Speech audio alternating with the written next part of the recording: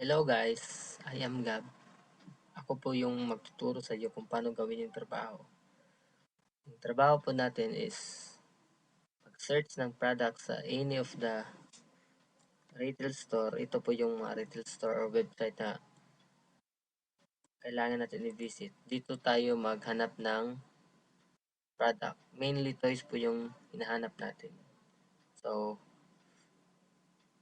kahit saan po dito, example, ang bisitahin natin yung toysrus.com. So, meron na, ang hanapin natin is yun nga, mga toys products, then i-compare natin siya sa Amazon with the same na product or item. Compare lang natin yung price nila, yung difference ng price nila. Kung pwede ba kung profitable po yung nasa Amazon. So, meron po akong example dito. Ito po yung isang product which is the Disney Frozen Pull Apart and Token Olaf. So, maghahanap po tayo ng same product na ito. So, let's copy and paste po. Let's search it manually.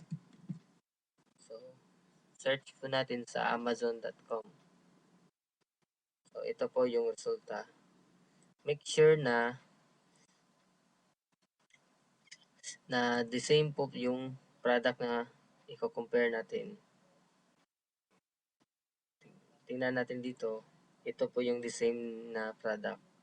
So, piliin po natin to.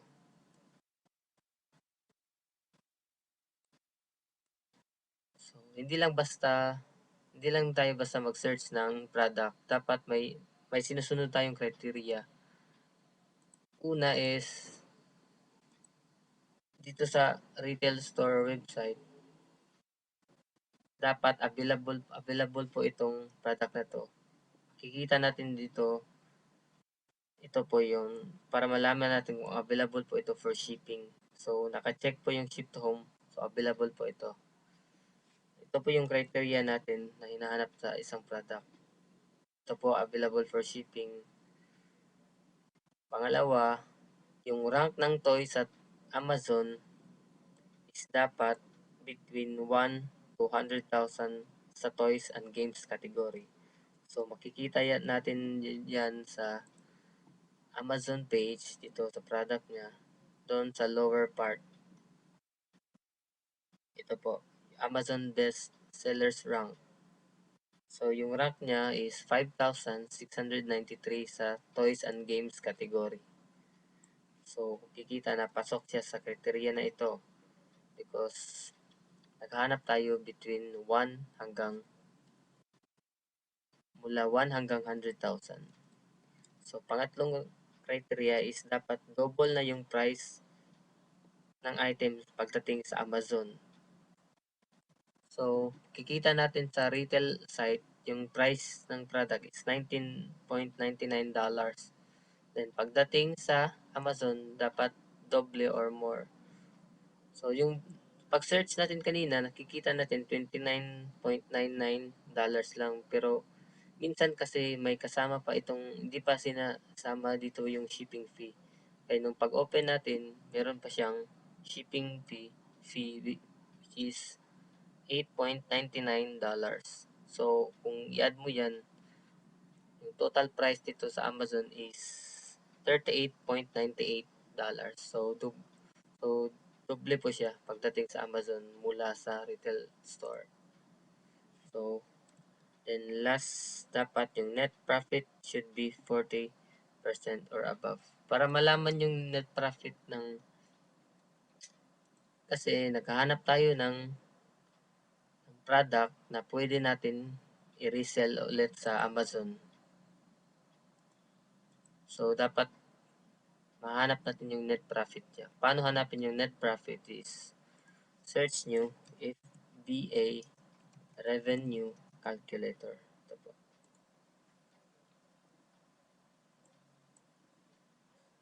Click nyo itong link. Yung unang lalabas.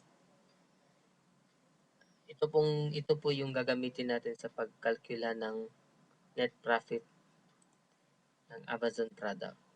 So, paano kunin yung net profit? Copy po natin yung ASIN ng Amazon product dito po sa lower portion, sa mid portion ng page. Ito po, ASIN. Copy natin, then paste natin dito. Click search.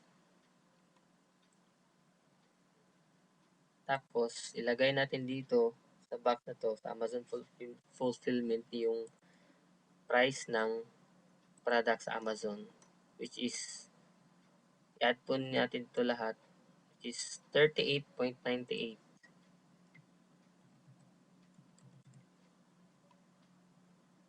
Then, click calculate. Kita natin yung margin impact ng product. Before pala natin makuha yung net profit ng product, dapat meron tayong ginagamit na Excel template. Ito po yun. So, paste muna natin na una natin kunin yung URL ng product sa retail store. Ito po. Dito po natin ilagay.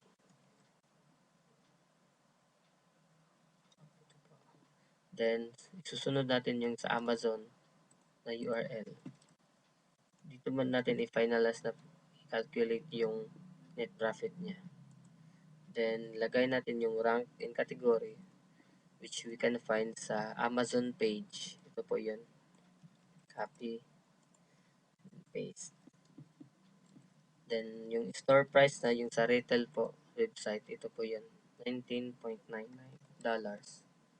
Wala po siyang promo or deals. So, skip natin yan. Diretso tayo sa Amazon price which is total of $38.99. 98, I'm sorry. $38.98. Dito, susunod natin, dito natin i-calculate yung net profit. Yung sa FBA, revenue calculator, ano lang, kinukuha natin yung margin impact ng isang product sa Amazon. So, ito na po yung calculate natin kanina, margin impact. Hindi pa po ito yung net profit. So, copy natin itong $30. Paste natin. Dito natin i-calculate yung net profit niya. Using formula sa Excel. Equals, copy mo yung margin impact.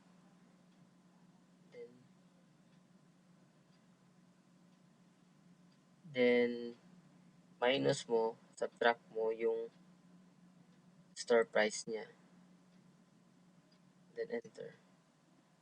So, ito po yung net profit niya which is 10.01. So, sa criteria natin, dapat 40% or above yung net profit. Paano natin malalaman yung percentage ng profit, yung net profit?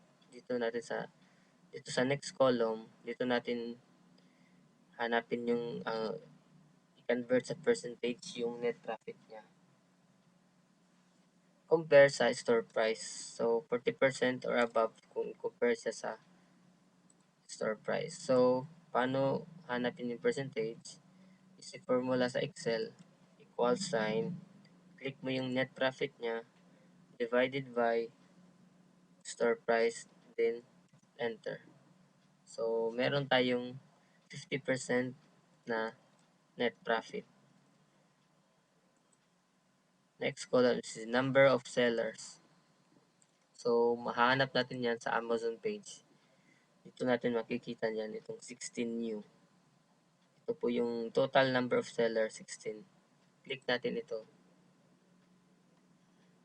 Hindi lang yung total number of sellers yung hanapin natin, kundi yung FBA sellers din. So, meron tayong 16 total sellers.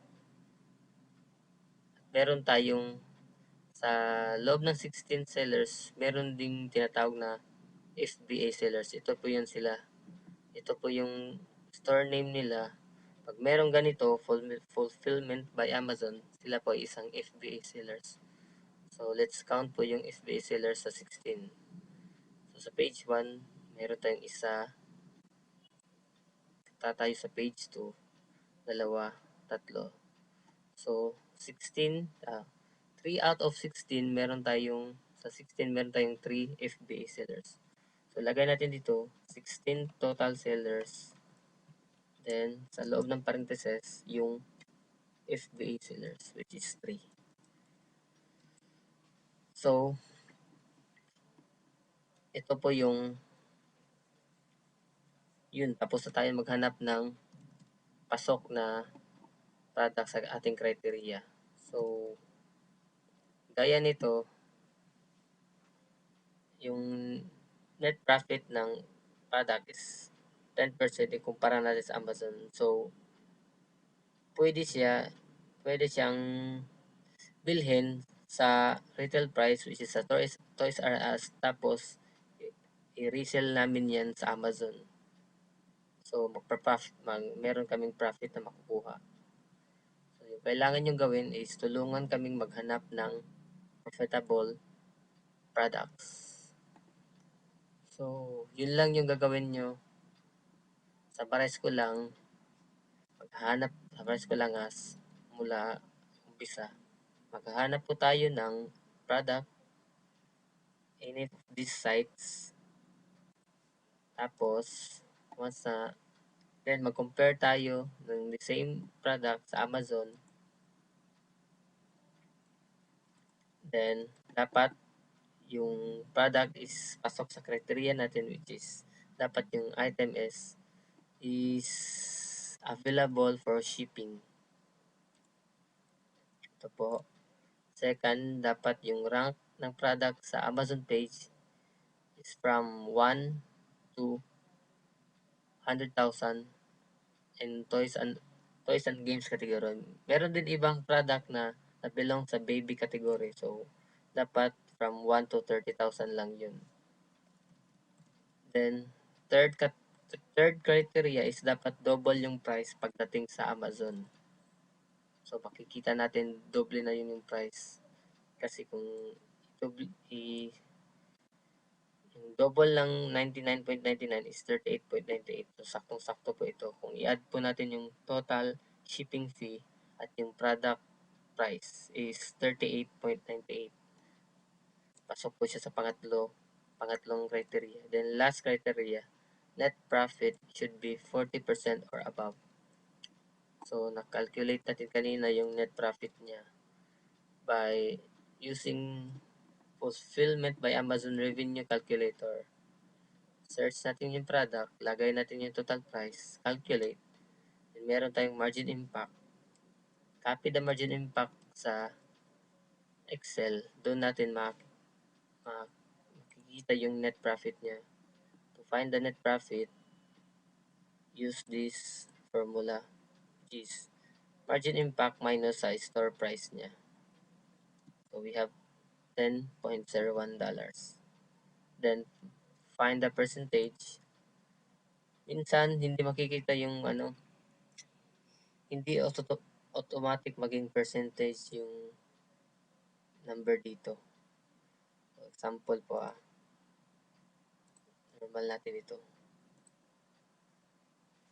Calculate yung percentage equals net profit divided by store price. Ito yung lalabas. To convert it to percentage, just click the cell, then click po itong percentage sign. To convert to percentage.